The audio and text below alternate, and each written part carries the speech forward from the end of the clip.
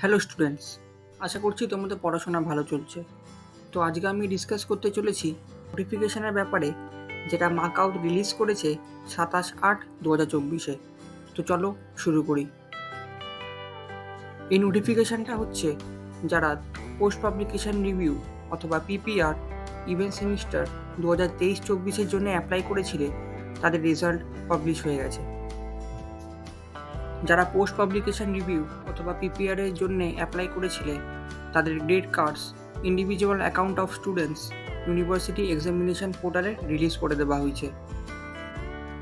এরকম অনেক কেস আছে যেখানে অ্যান্সার স্ক্রিপ্টের রিভিউ এখনও কমপ্লিট করা হয়নি due to resource issues, and ওই রেজাল্টগুলো খুব শিগগিরই আপডেট করে দেওয়া হবে, আর প্রসেসটাও খুব তাড়াতাড়ি কমপ্লিট হয়ে যাবে।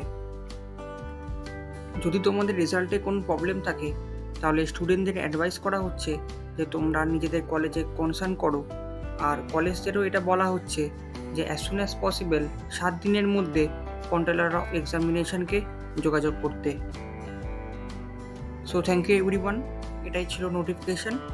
তোমাদের যদি এই ভিডিওটা ভালো লাগে তাহলে অবশ্যই লাইক, শেয়ার অ্যান্ড সাবস্ক্রাইব করো। আর তোমরা ভিজিট করতে পারো আমাদের ওয়েবসাইট easy2learning.in অথবা ডাউনলোড করতে পারো আমাদের অ্যাপ easy2learning, যেটা প্লে স্টোরে easily available. So thank you everyone, দেখা হচ্ছে আবার নেক্সট ভিডিওতে।